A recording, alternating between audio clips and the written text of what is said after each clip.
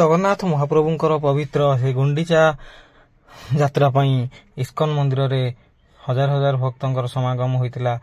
ଆଉ ସେହି ଅବସରରେ ଅମନ ହେଲ୍ପିଂ ହ୍ୟାଣ୍ଡସ୍ ଫ୍ୟାମିଲିର ସଦସ୍ୟମାନଙ୍କ ଦ୍ୱାରା ଦହି ପାଣି ଯୋଗାଇ ଦିଆଯାଇଥିଲା ଭକ୍ତମାନଙ୍କୁ। ଏଥିସହିତ ପରିଷ୍କାର ପରିଚ୍ଛନ୍ନତା ପ୍ରତି ବି ବହୁତ ଦୃଷ୍ଟି ରଖାଯାଇଥିଲା। ତ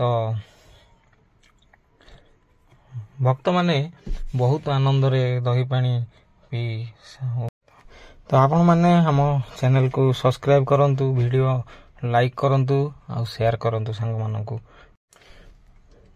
ଏବଂ ଆଜି ଏଇ ଶ୍ରୀଗୁଣ୍ଡିଚା କେବଳ ଠାକୁରଙ୍କର ଯାତ୍ରା ନୁହେଁ, ଆମର ଅମନ ହେଲ୍ପିଂ ହ୍ୟାଣ୍ଡ ପରିବାରର ଜନ୍ମଦିବସ ବି। ଦୀର୍ଘ 6 ବର୍ଷ ତଳେ ଏହି ସଂସ୍ଥା ଆମର ଗଢ଼ି ଉଠିଥିଲା ଭାଇ ଭଉଣୀମାନଙ୍କୁ ନେଇ। ତ ଏମିତି 6 ବର୍ଷ ହେଲା ଭାଇ ଭଉଣୀମାନେ ମିଶି ଏହିପରି ସେବା କାର୍ଯ୍ୟ ଜାରି ରଖିଥାନ୍ତି। ତ ଅନ୍ୟ ସମୟରେ ବି ଶୁଖିଲା ଖାଦ୍ୟ ବଣ୍ଟନ, ଯେପରିକି ମେଡ଼ିକାଲ ଆଉ ରାସ୍ତା କରେ ରାତିରେ ଶୋଉଥିବା ଲୋକମାନଙ୍କୁ କମ୍ବଳ ଆଉ ଖାଦ୍ୟ ବି ବଣ୍ଟନ କରାଯାଇଥାଏ।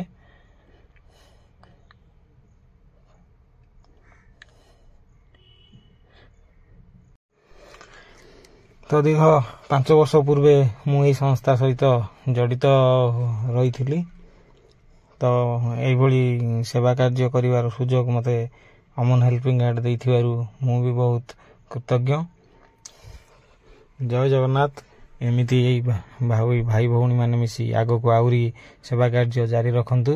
ତ ଆପଣମାନେ ବି ଆମର ସ୍କାନର ଦିଆଯାଇଛି, ସେଥିରେ ଆପଣମାନେ ବି ସାହାଯ୍ୟର ହାତ ବଢ଼େଇ ପାରିବେ।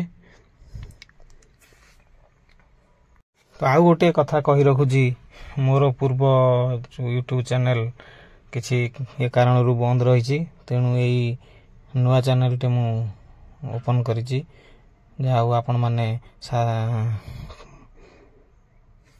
ମୋ ଚ୍ୟାନେଲକୁ ଫଲୋ କରନ୍ତୁ, ସବସ୍କ୍ରାଇବ୍ କରନ୍ତୁ ଏବଂ ଆଗକୁ ବଢ଼ିବା ପାଇଁ ହାତ ମିଶାନ୍ତୁ ଆମ ସାଙ୍ଗରେ।